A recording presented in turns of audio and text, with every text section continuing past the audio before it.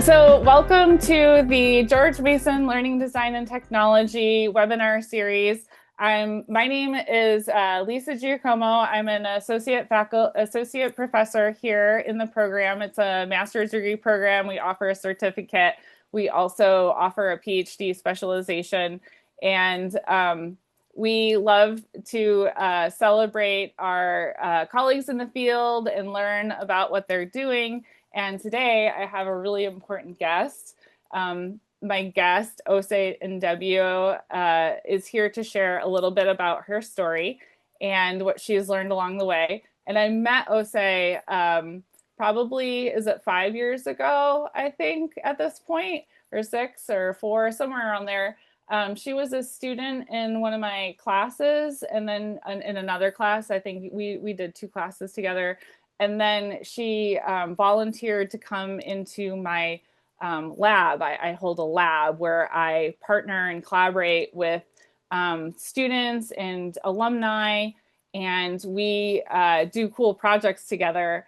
And the one project that I'm thinking of that I worked on with Ose was for the Idaho Food Bank, and she and a team of students collaborated with some people at the food bank to revamp a video that they needed for their training repertoire.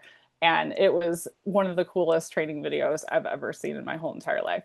So I'm super excited to hear about what Ose has been doing since.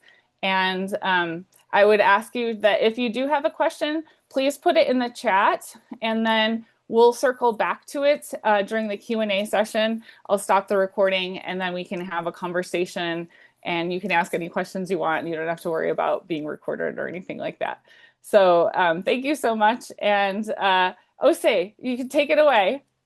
Thank you so much, Dr. G. I'm so excited to be here, everyone. So I'm Ose Ndebbio, and I'll just give you a teeny weeny little bit about my background. I'm an instructional designer with Florida Institute for Child Welfare.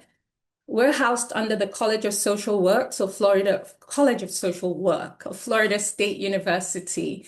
And I work on the academic innovation team, and that just means that I'm responsible for learning strategy for faculty and I'll say future workforce development, as well as multidisciplinary education. And I'm just going to be sharing a little bit about my journey, how I've evolved and how I've gotten here. And I'm hoping that something I share today resonates with you in some way, that at least you can take one little thing back with you and add it to your toolkit. So let's get started. I'm just going to give you a quick high-level overview of what I'm going to be talking about today. Let me just see this. Okay, so I'm going to be talking about my journey to ID, how I got to the official title of ID. I'll be talking about projects you can expect to work on. I'll be talking about tools as well.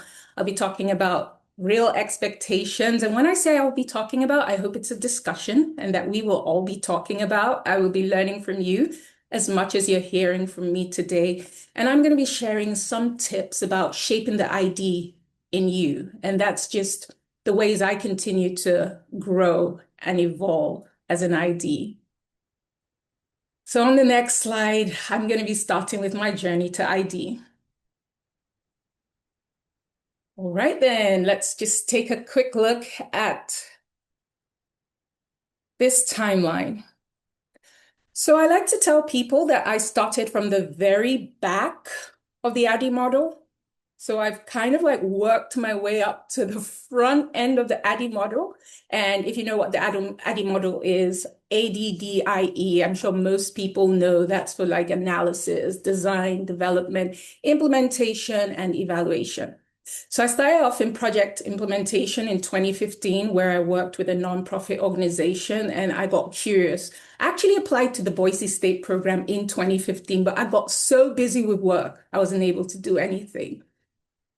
In 2021, I moved into program evaluation. And then that was when I decided to start my master's program At the same time, in 2021, it was a very busy period for me.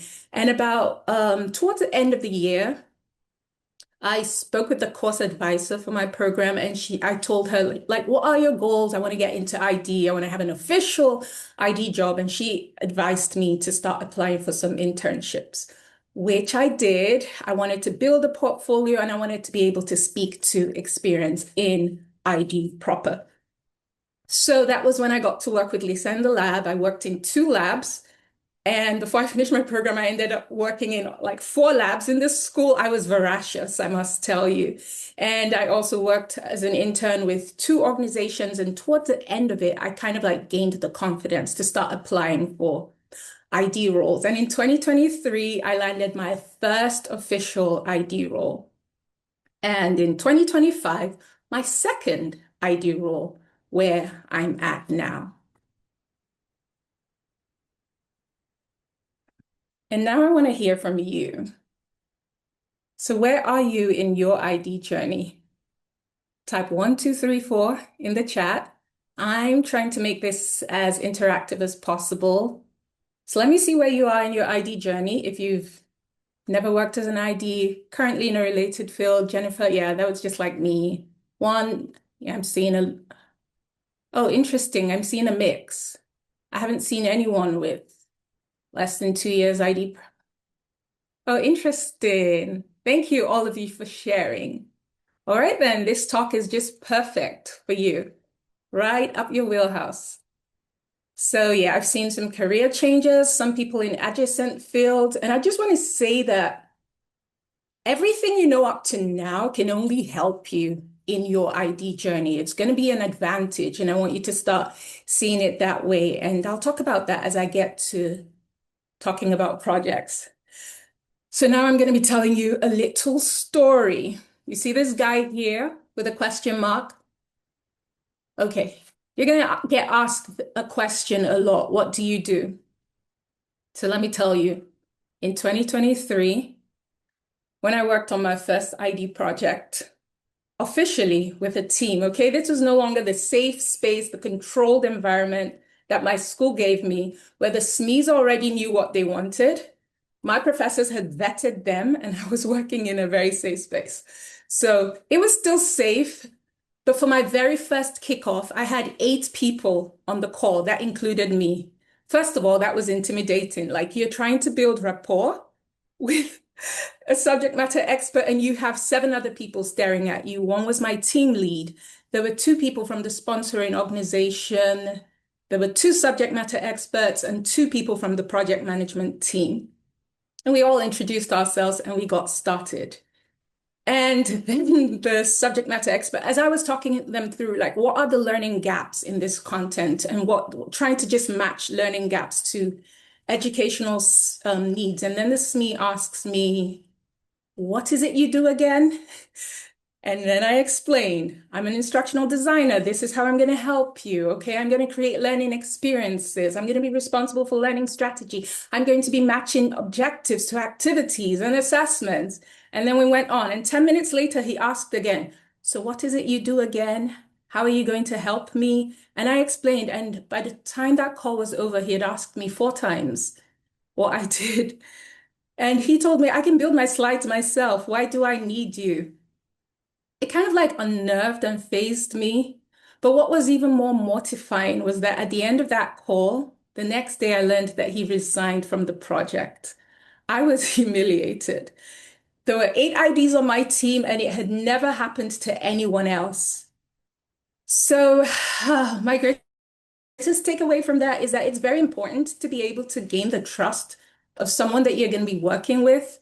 So yeah, I felt really bad that I couldn't explain it enough in that moment to someone whose trust I needed, whose buy-in I needed for the rest of the project. So it kind of like shapes how I go into every meeting. And today I just want to share that that's something you should be prepared for. And I'll be sharing ways that you can prepare for that question. So what do you do? So I'll be walking you through 3 versions that I think everyone should have in answer to this question. You want the formal version, okay? You want to be able to write this down. LinkedIn, conferences, bios, proposals. This is a chance to really shine, look very, very intelligent and articulate. Almost anyone can do that in writing. And with the help of AI today, you can come across looking really as intelligent as you are. So you want that version. More importantly, you want the professional version. You want this version in any room where you have to establish credibility or very quickly build trust.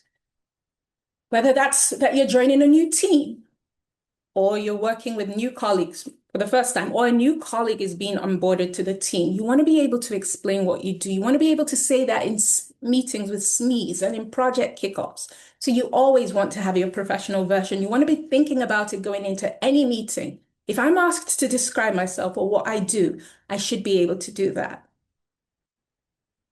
And then you also want the casual version for that auntie and uncle who has never heard about instructional design, and you want to be able to explain it to them without any jargon.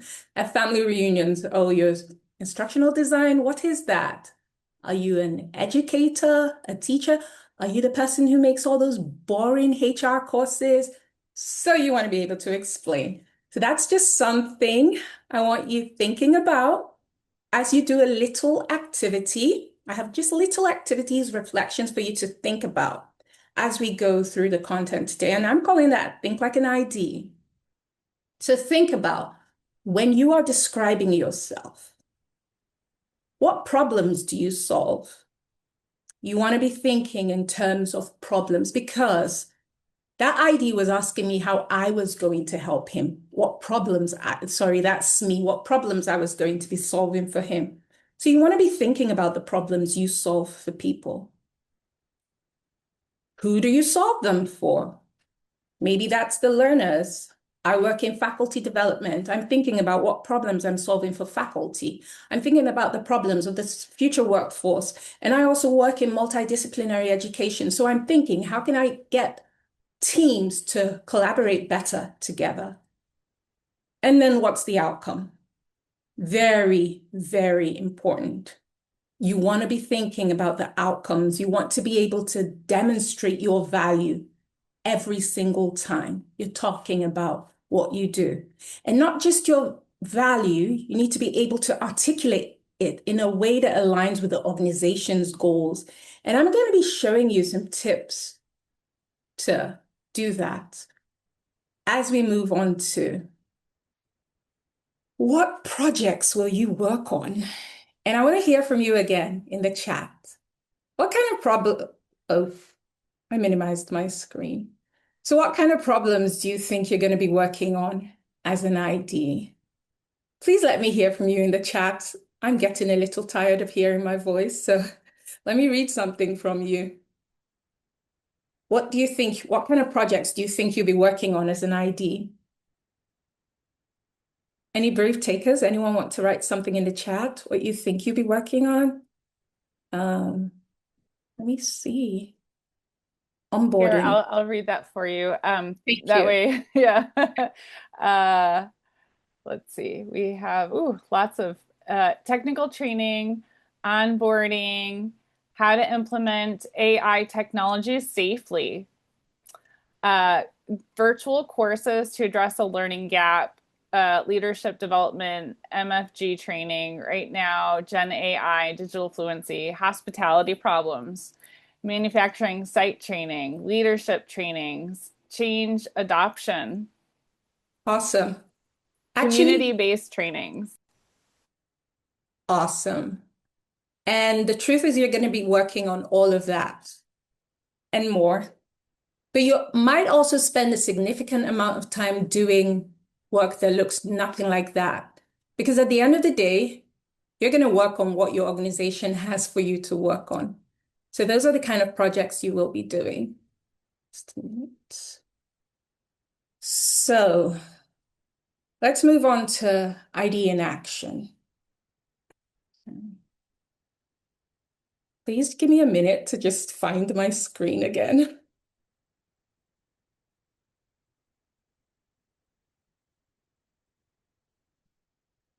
Okay.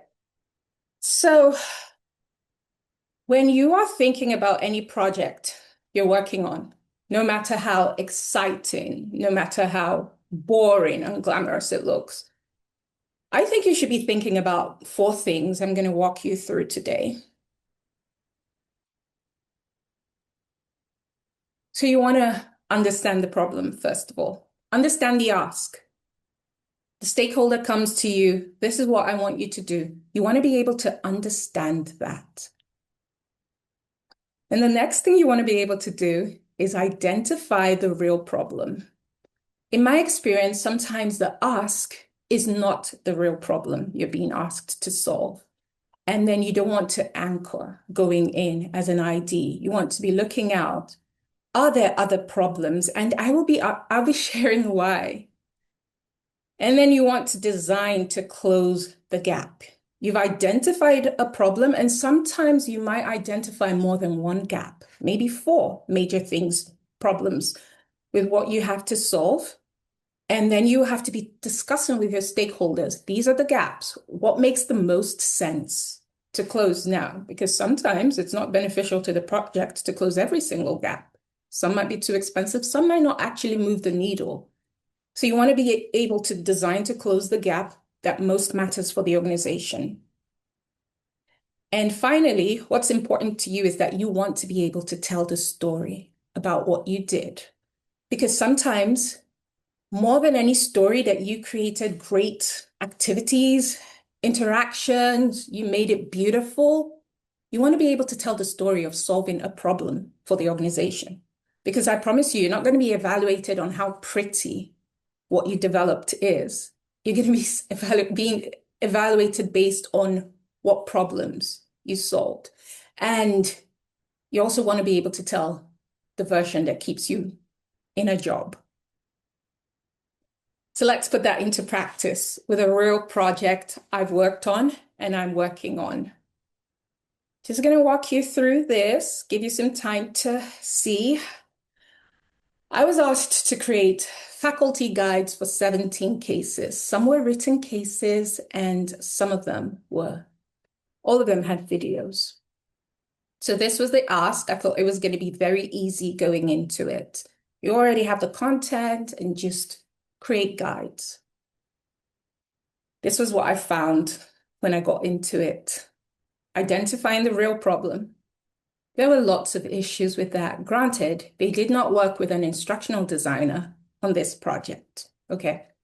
So there were misaligned components, as in video and written contents, activities disconnected from themes and competencies. They did a great job. They had themes, they had competencies, they had no objectives. And even the activities and the assessments they had couldn't all be matched to determine that we were testing different themes. So this was what I found out. And then in designing to close the gap, these were just some of the things I did. Worked with the subject matter experts to create learning objectives and multi-level questions. I wanted a faculty member to be able to take a case and have questions for undergraduate level, graduate level, and interprofessional education. So I had to generate questions for all that and make them multi-level. And then I had to show them how questions aligned with objectives and themes. I created a whole matrix for that. I added transcripts for accessibility, created navigation headings in each of the cases. So when a faculty member was walking through a case, they could just tell them to turn to a section. Just make it easier to navigate. And then created teaching notes that flagged inconsistencies, just so faculty could also use them as teaching moments, just kind of like turned the whole thing around. And so they were prepared, knowing what they were going into from day one, instead of getting in there and finding out that you can't use the material and it's too late to create anything for the material because you don't have the time. And then this was the story I told. And this is the story I'm telling, and I'm sticking with it, not just creating 17 faculty guides. These materials were being underutilized. I'm designing for 11 universities. They represented a significant investment from the organization. These are materials that could have been written off, that nobody will be using. And now I can demonstrate my value, that the organization is using these. So again, you want to be framing what you do in alignment with the organization's goals. I know that my organization needs these materials. I know that we're trying to reduce the attrition rate in the child welfare force. And this is how what I do aligns with it. So that's what you want to be doing when you're framing your projects. Now it's going to be your turn. First of all, I'll walk you through one example and then give you a chance to contribute to that. Think like an ID. So take a look at this task. So you've just inherited 100 Word documents from a previous program. Your manager asks you to update the colors and fonts to match the organization's brand. How do you frame this task? How do you tell the story of what you did?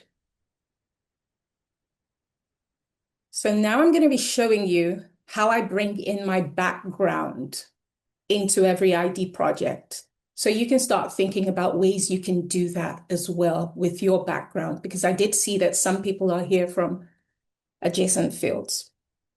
So I understood the ask. I'm updating colors and fonts. We use different colors and fonts from the organization that we inherited these documents from, and we're going to be matching them to our brand. So because of my background in evaluation, every single time I come to a project, I'm asking myself, what exactly is being measured? How is this project going to be evaluated? What is the outcome we want at the end?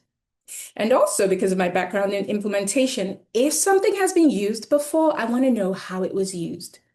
And more importantly than what worked, I want to know exactly what broke down. And I found out that a lot of the faculty didn't even know that those resources existed. So again, we had brilliant, expensive resources and then designed to close the gap. So I wrote a script for a short video that will introduce faculty to those assets, showing them where to find them in the LMS and suggesting ways that those resources can be integrated into the curriculum. And then I get to tell the story of what I did. So if my manager is saying, oh, she's a very hard worker, she had 100 documents and in 1 week she changed the colors and the fonts, that's not the story I want to tell. I want to, again, align my value with the organization's values. And looking at this project, I know that that's not what's going to be measured, whether they're in the organization's branding colors. What's going to be measured is whether or not they're used. How many downloads? Those are the kind of things we will be tracking. Feedback on their value. So now you're going to get a chance to work on this because I have not finished this project. I'm going to be having someone join the team soon. And then I tried to imagine this for a brand new ID inheriting this project from me. How is this person going to be able to tell their story about this seemingly boring project? So you're going to get a chance now. And Lisa, can you please help me read if there are any comments in the chat? So you're the new ID working for Ose, and you have 100 Word documents. And Ose has already developed the script, and she's just asking you to develop the video and complete the branding as your first task. So I'm going to go to identify the real problem. Ose has already identified the real problem. But again, as the ID, I would expect you to still be looking out for any other issues you can find. I will be expecting to learn from you because I don't know everything. I don't have your lens. Maybe you have a background in marketing. Maybe you have a background in user experience. I expect you to bring your talent, your unique lens to this project. And then design to close the gap. So 1 word, 1 sentence. How are you going to tell this story? I'd like to just see some comments in the chat, what you're thinking about because you can come in and just say, all I got to do is just develop a video and work on some boring documents, which is true, but there's another way to tell this. Anyone want to try? I'll show you in the end what I assume the ID could say.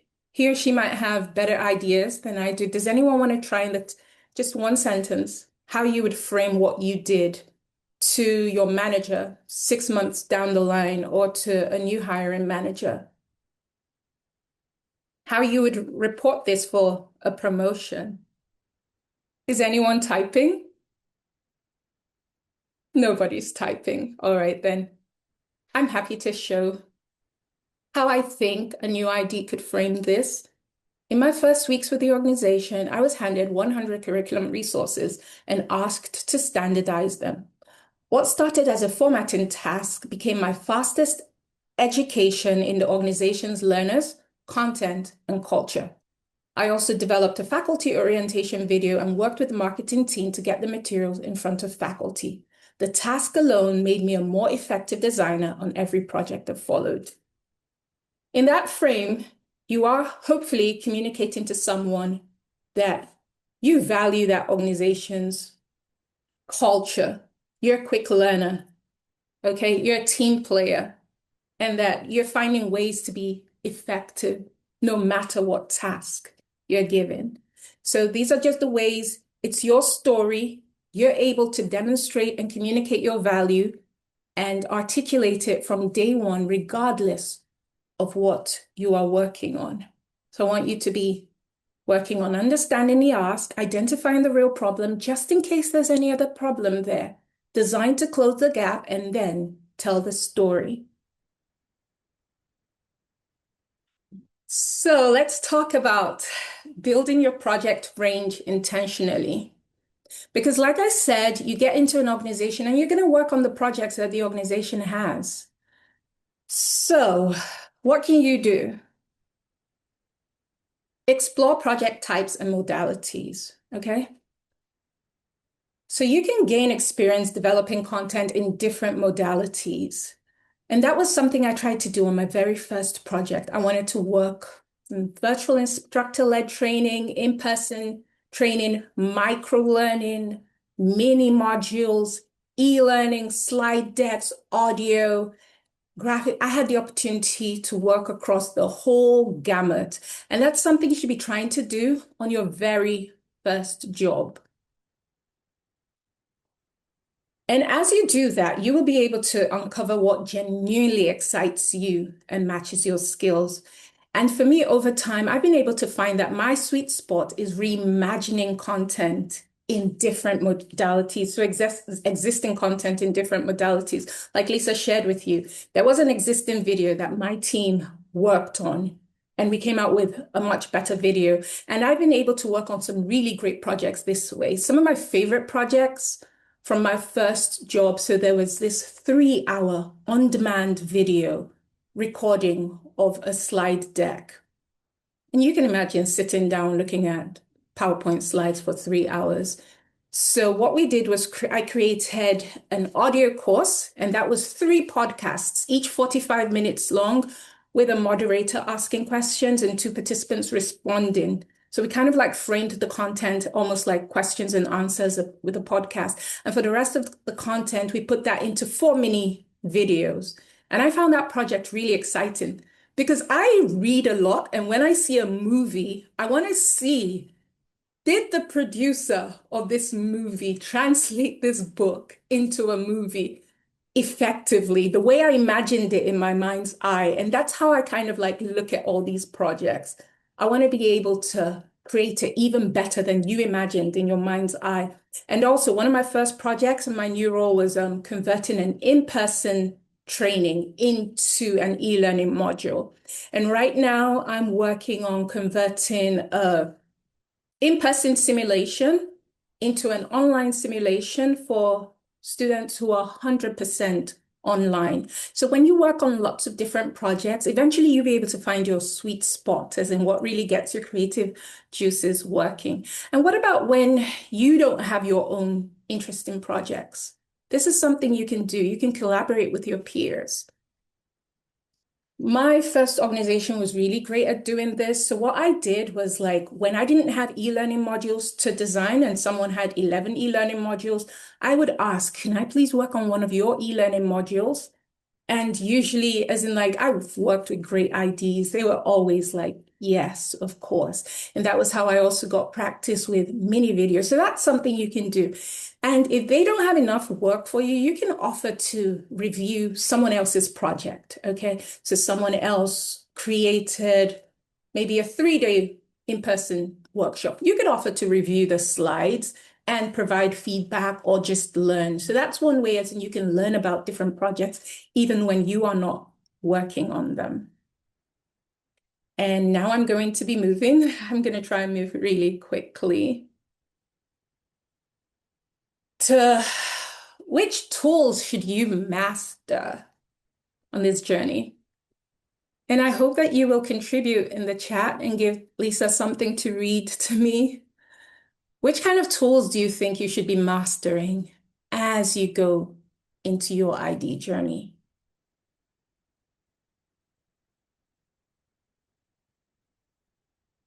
Okay, I'm seeing some answers being populated. Articulate 360, Adobe Captivate, PowerPoint, Canva. That's great. Thank you for sharing, all of you. All right, let's talk about tools. And I'll just be walking you through some of the tools I used on an e-learning module I created and sharing some tool tips so you don't go crazy or like a headless chicken trying to learn every single tool that's out there, just ways to make things work for you. So in this course, the course structure I used was Articulate Rise. In both of the organizations I've worked at, they kind of like default more to Rise than Articulate 360. Although you're free to work in any modality, as in any of the tools that are available. So I used Rise as the container to structure the entire course. And I used a very cool tool called Genially. If you haven't heard of it, please check it out to build out activities and quizzes. It's a very easy, fast way to develop animations, interactions, and games in your content, even without having the steep learning curve of Articulate 360, creating triggers and variables. And you know how buggy Articulate 360 can get. So depending on how much time you have, this is a great tool. And then I used Word documents for accessibility alternatives because you know that sometimes Genially and Rise, not everything in there is really accessible all the time. So just giving learners options. And then I created 3 different types of videos. I created talking head videos and I used Squadcast. That's another very good tool. It's a remote recording lab. To record, I used Filmora AI to remove the background and superimpose another background, just so it looked like he was recording out of our conference room. And I used a tool called Descript to remove background noise and edit. And I used Canva for thumbnails. I love Canva. It's just very easy to use. And then I created a screencast, a video walkthrough, and I used Camtasia to record and edit. I used Descript to edit the voiceover that someone had very kindly provided for me. And again, Canva for thumbnails. And then audiograms. Squadcast was the source of that video. You can separate audio and video in Squadcast. You can also do that in Camtasia. I used Descript to create an audiogram, which is just kind of like a visual of voice waves or text, and it's synced to the audio. So it would highlight just so the learners weren't just only listening to audio, just giving them options, and Canva again for thumbnails. So I think altogether for this course, I used about 8 tools. And I'm going to say that the important thing for me when it gets to tools is that whatever you're using, for the tools your organization gives you access to, try to master those tools so that you can extend the capability of the tool.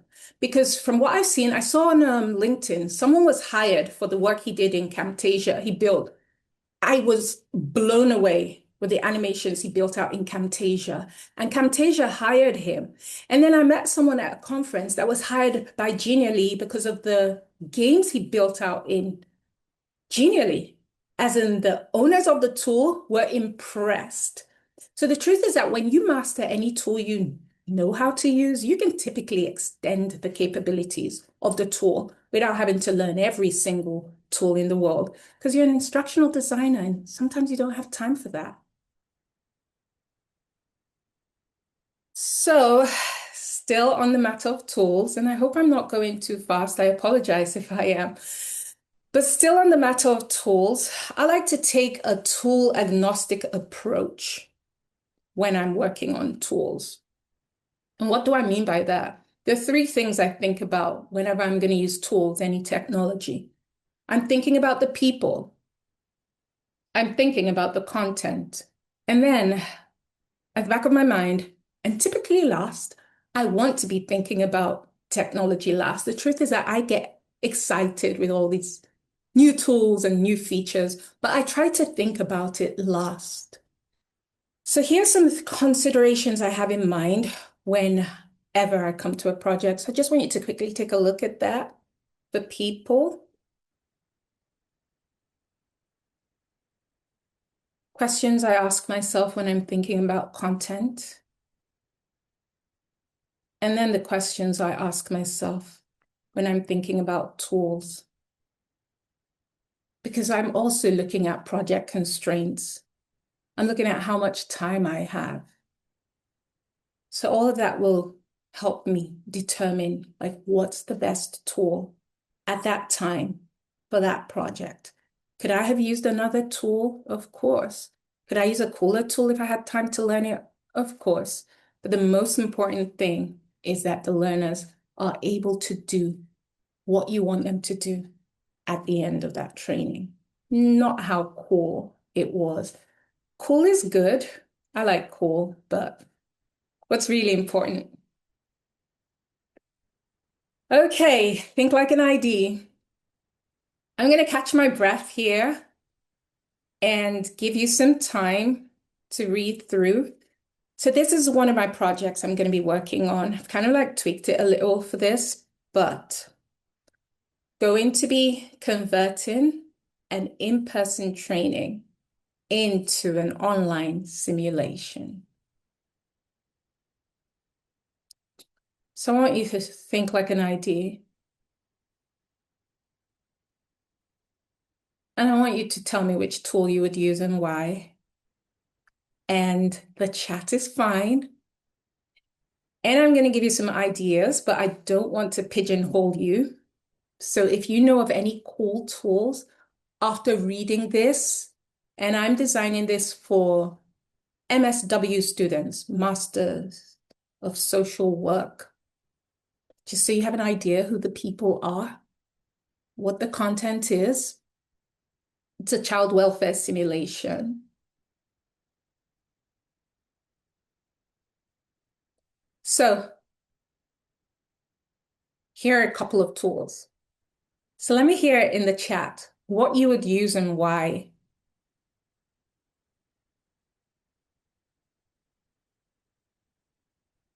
And I hope you all can help me figure out what to use for this project. I'm still thinking through it.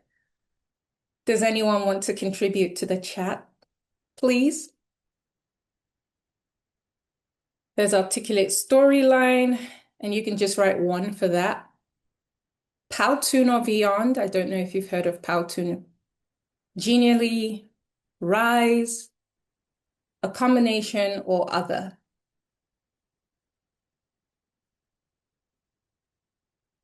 This is a pretty silent group We have today. microlearning Mm-hmm. as a potential answer. Okay. Anything else? Storyline, Mm-hmm. microlearning, or maybe Rise, something that would be simple and quick and easy to develop Mm-hmm. Right. Right. Well, thank you. to reduce risk quicker. I would probably use Storyline, but that's because it's familiar to me. Mhm. Interactive based e-learning. I don't have any familiar with these programs specifically. I would approach it by focusing on the student needs and how teachers could assist them, then work on their training. Absolutely. Absolutely. And what I want you to take away from this is that there isn't necessarily a right or wrong tool because you can kind of like make any tool adapt for the need. So, first of all, when I saw this, I started thinking about Storyline. I was going to build it out in Storyline. And then after this, if you look up Powtoon or Beyond, you can just really simulate with characters. You can create characters, you can make them move, you can sync audio with the characters and have them talking. Like you can act out this whole scenario as in make it really elaborate in something like Powtoon, as in build out the entire interaction. Oh, I'm sorry. I also thought about just Rise and Genially, and so far, what I've landed on is creating audio in a tool called 11 Labs. It's an AI tool, and you can get different voices. And I'm going to probably just simulate the phone call using not because I'm trying to think like, how would this happen in the real world? And then it could be that in Storyline, you see a text message pop up, and then the person responds, and can I call you? And then you hear the ringing tone, and you hit the answer button, and then the conversation starts. Again, not the only way to do it, but I love to see how other IDs interpret things and make it work and get the outcomes for the learners. So that's the important thing you really want to be thinking about when you're using tools. Well, thank you for contributing to this. I'm going to be talking now about building your tool range intentionally, okay? Because you don't have time to learn every single tool in the world. So I'm going to say again, I've said it before, master what you have. Your knowledge of one tool can become very, very handy for whatever it is you want to do when you really know how to use the features of that tool. So start with tools that your organization has, and whenever you have downtime from a project, you begin to learn something. Something I try to do on every single project is stretch myself and learn one feature as I'm developing that I didn't know how to use before. I'm building out slide decks in PowerPoint and stretching myself to learn more about PowerPoint. So you get to be able to do that. So just challenge yourself with every tool on a project. This one is very important to me. You lower the learning curve. Sometimes the tools your organization has already for other departments, okay, and it works for them, you might not be able to use them. So you might have to advocate for yourself sometimes. And what do I mean by this? Protect your time. If a simpler tool achieves the same results for you, you want to use that. When it comes to audio, I do not have the time to learn how to use Adobe right now. I'm concerned about learning strategy and the experiences, okay? If a simpler tool can get me to the finish line faster, that's what I'm going to do. If you already know how to use tools like Adobe, that's an advantage for you. Go ahead and use them. But if you do not have the time, don't think you have to go around like a headless chicken. There are tools that have an easier learning curve, like Canva compared to Photoshop. Granted, you might not be able to do everything, but more often than not, you can do what the project needs. So don't go all gray trying to learn new tools. Remember that your skill set is instructional design, creating learning experiences, and not learning every single new tool there is. And now we're going to talk about expectations versus reality. Like I promised you that we were going to talk real tools, real projects, and real expectations. And I created this little graphic using AI, what you thought you'd be doing versus reality. And I will share with you what surprised me the most, what I thought I would be doing and what I do.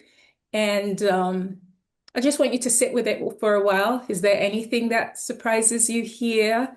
Is there any other thing not here that you think you will be doing? Let me hear it in the chat.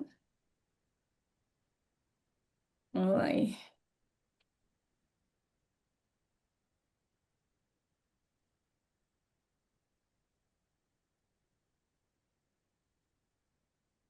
Okay, so coming out of my program, I thought that every SME was just going to be so easy to work with because the SMEs, when I was working in graduate school, they really wanted those projects, those solutions.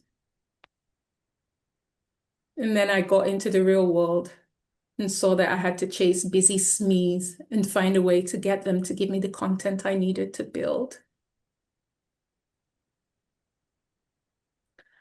Another thing that surprised me was all the things I was expected to do myself. ID has evolved. Before you had people who specialized in audio, people who specialized in graphics. Right now, to a large extent, you have to do a lot of it yourself and very, very quickly. So I was overwhelmed at the things I had to get good at. But it did help me accelerate my learning curve because I was forced to learn certain things very quickly. So I will always be grateful to the first place I worked at. They helped me accelerate my learning curve. Immediate and visible impact.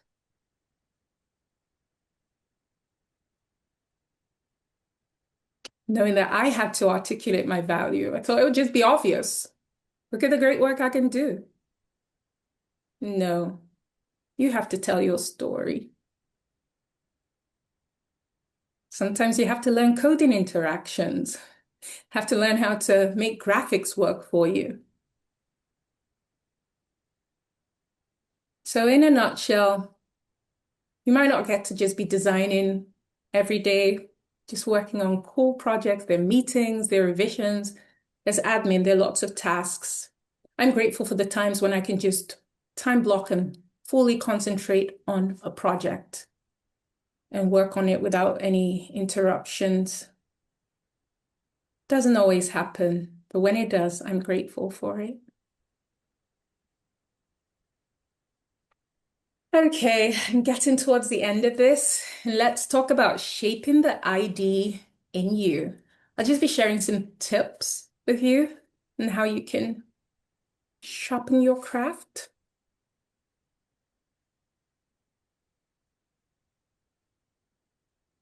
So you are an ID. It's not a noun, it's not an adjective, it's what you do. I like to say ID is a verb, it's a doing word, it's what you do. So how can you improve? How can you continue to improve? If you're in the program, I'm sure you'll be familiar with Sean's theory, reflection on action. And this is something I try to do after every project. What did I do? What would I do differently next time? And something I'm trying to get better at. Okay, so on one of my projects, I had to interview a number of subject matter experts. And after that, I went and listened to the interview recordings, and I saw that I spoke too much. I saw that I interjected, sometimes finished the SMEs sentences, and I wanted to hear from the SME. I already know what I know, but I wanted to hear more from the SMEs. So reflection and action, with the goal of reflection in action. This is a little different because I call this performance at the speed of thought. Knowing that I wanted to improve after looking at the interviews I had already done, I was conscious of it going into the next interview to be able to adapt and monitor myself in the moment while I'm still working in the project. So you want to just constantly be reflecting and applying it. That's the way to improve, not necessarily saying I've conducted 100 interviews. You can be doing the same thing throughout every single interview. But meanwhile, you could conduct 3 and learn more than someone who's just doing the same thing. So you just want to be conscious of that when you're sharpening your craft. And then this has become my favorite. Brainstorm before using AI. Trust your own creativity anchor in your own thinking first. I really wanted to share this because AI can take you down a rabbit hole. It can give you so many angles to consider and just create a whole cognitive overload that doesn't serve your project. So I like to let my own well dry first, exhaust my own thinking, and determine where I'm stuck and where I need AI to help me brainstorm or come up with activities or ideas or assessment because I don't want to outsource all my cognitive processing to AI because if you don't use it, you lose it. So still talking about creativity, I want to talk about something I heard. It's called the 3 Bs of creativity. And that's just bed, bath, and bus. The 3 Bs and bed. Just simple things that help you rest, okay? I found that my best ideas really come from just continuing to hit at it and stare at a blank screen. As in, this is part of the ID workflow. It's part of the design process, building in times to rest. I read somewhere that if you're struggling with a problem, think about it before you sleep or journal about it before bed and then sleep. And it has happened for me where I wake up with great ideas on how to navigate a challenge in a project. So you want to rest. You want to sleep when you're tired. You want to take a nap in the middle of the day during your break if you need it. You want to relax. That's when your best ideas come. And then bath. Yes, you can get into the shower in the middle of the day, but really, it's just talking about switching off your conscious brain so your subconscious can get to work on the challenges that you're dealing with. So that could be knitting, that could be showering, cooking, gardening, drawing, folding laundry. You can get your laundry like folded while you're letting your brain rest and think about all the challenges you have to solve. And then bus. That's just movement, basically. Exercise to get your creative juices, as in working. Just step away from your desk in the middle of the day. Get some sunlight, get some fresh air.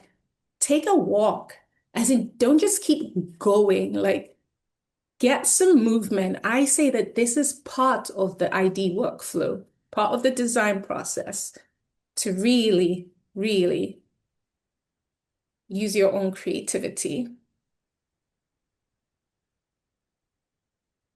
And then there's this lady I follow, Dr. Philippa Hardman, as in, if you're not following her, I think you should. She talks about a lot about the intersection of AI and instructional design. And this is something that I think she identified as a gap in the training of instructional design. And I agree with her, as in that we don't typically reach for books on behavioral science. And that's something that the marketing industry do. They understand what makes people buy in, people in communications, people in marketing.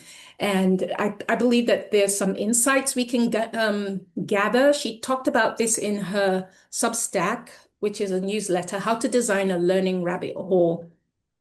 So she says learning designers and educators might not typically reach for books on behavioral science. So I'm going to be sharing the books that she recommended, and then I'm going to be sharing my all-time favorite, a different book that if you're interested in reading.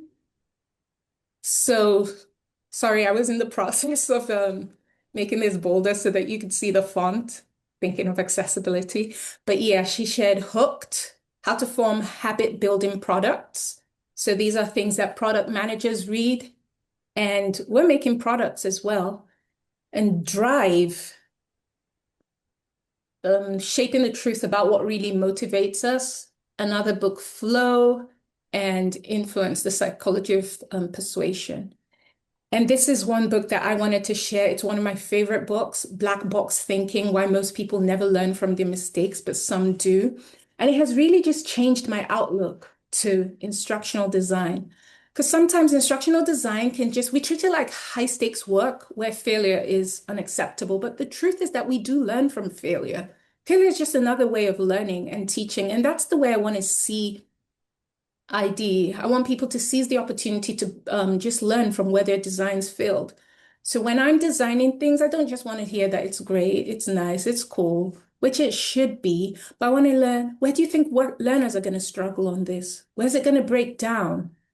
How can I improve this? So, and then just documenting your mistakes and sharing them with your team so they don't make the same mistakes in future. And again, I'm all about just accelerating the learning curve. And one way to accelerate your learning curve is being ready to learn from your mistakes. So I would recommend reading that book first. I think they're books worth your time. And then another way that you can shape the ID in you, basically, it's just find your people, join a community of practice. And it was in a community of practice that I actually really bonded with Lisa in the research lab. Okay. Low stakes places to learn, to build bonds, and just geek about what you really love to do, instructional design. And then target your learning. I want my gaps to drive my learning and not just any core course. Like if I want to improve with interviews, interviewing SMEs, I'm going to be watching interviews. I'm going to be building my learning around that gap. I want to give more presentations. Okay, let me go and learn how people speak. So target your learning. Let your gaps drive your learning. And then this is the most important to me, close the loop. I believe that learning is just one part of it, but I believe that when you share, when you teach someone else, you close the loop, you really just cement and consolidate what you're learning. So if it's a tool you've have a lunch and learn, tell someone else about it, or some of the things you learned on the project you were working on, or a process. My first organization, there were about 8 instructional designers on the team, and we'll have lunch and learns where we would rotate and just share what we've been learning about. And that's a great way to learn. And I meet with 2 people now every month who are in my program who live in Dallas. Hi, Rhonda. And we meet once a month to just talk and get together and talk shop. And I find that very, very helpful. Then follow thought leaders. I just talked about Dr. Philippa Hardman. I follow Dr. Lisa Giacomo, she's a thought leader. I follow Karen North, Tim Slade, Dr. Ethan Mollick, and I think Luke Hobson. So, a little activity for you. Please share one thought leader you follow in instructional design in this field in the chat so that other people can learn from you. They can learn who you follow. Please share.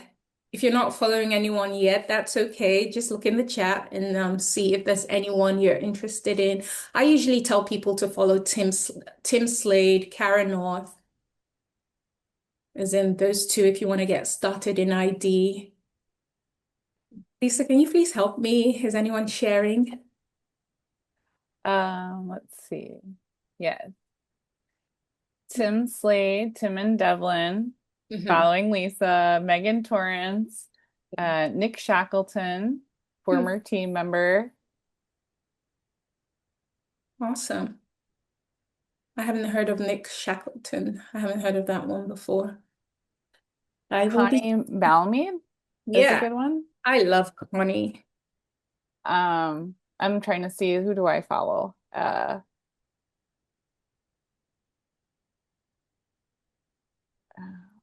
I follow Ose. Oh, Amy Lominelli is really Okay. good for accessibility. Oh, okay. She works for Blackboard. Awesome. Thank Let's you. see. Stephanie Moore is really good for ethics. Okay. She's slightly more academic. She is Keep academic. it Well, no, coming. she does consulting too. Let's see. Who else? Oh, Keep it coming. Thank you. Guy Guy Wallace is Yeah. good Yeah, that's true. for performance. Mm. Oh, Will Tellheimer Well, thank you for is a sharing. good one. Let's see, who else do people share? Tim Slade, Colleen Malamede. Mhm. Um, Josh Cavalier, Daria Frolberg, and iSpring Community. Awesome. Communities as well. Yes. Okay. If you're just getting started, the e-learning industry groups are very good. And ISPI, ATD, the Association of Talent Development, they usually have discounts for students, so you can get it at a much cheaper rate if you're still in school. And sometimes schools have chapters. There was a chapter that used to collaborate with my school, ISPI Babs. So yeah, take advantage of any discounts you have if you're still in school. ACT, the Association of Educational Communication Technology. I joined that one, Lisa's division while I was in school. And last but not the least, stay visible in this field. It's the IDs who stay current and visible that get opportunities. Sometimes no one knows the great work you're doing behind closed doors. And you never know when you might need a new job or a recommendation. So attend conferences, get to meet people on LinkedIn, participate in webinars, comment on people's write-ups on LinkedIn. There are lots of ways to stay connected and stay sharp. You cannot learn and read and stay abreast of every single thing in the field. But sometimes, as in following all these people, they just bring something to the top of your inbox in your head, and you can figure out what exactly it is you want to learn. All right, then, let's talk about key takeaways. Just some things, key takeaways, and I'm hoping you will, yeah, I should have asked you for yours before showing this, but I hope you still contribute something in the chat, as in something you learned today and you're going to practice, whether that is even something as simple as following 5 people that were mentioned in the chat today, or commenting on one person's post, but just closing the loop today, doing something with your learning. So recognize and realize that the ask may not be the real problem. Sometimes stakeholders do not know the exact problem that will close the gap that they have. Sometimes they're good at articulating it, but just in case they're not, you want to get good at finding the real problem. Every project has a story that demonstrates your value. Find it and tell it. And then you can borrow my approach. People first, content second, technology third. I kind of like had this idea, but I saw that there's a professor at this Florida State, Dr. Victoria Denon, and she put it very well. So I attribute this to her, this tool agnostic approach. And then you want to consistently reflect. It's the ID who reflects consistently, that adapts instinctively. You want certain things to become second nature to you. Performance at the speed of thought. As you're thinking about it, you're able to perform on demand. And then I'm going to say that your unique lens and your creativity are your greatest assets. Your background is your greatest asset. If you go into ID from a communications background, you have an edge that other IDs don't have. If you go into ID learning, knowing multiple tools, that's your, and there's a great book, by the way, called The Unfair Advantage. So that's your unfair advantage. Instead of looking at the things you don't have, look at what you have and make it your greatest asset. Make it part of the value that you bring to your team. We all start from somewhere, but we can all articulate the value that we have in some way or some form. And I'm going to say thank you so much for listening today to me, for staying with me to the end of this. And if you have questions, it does look like I went over time. I'm sorry.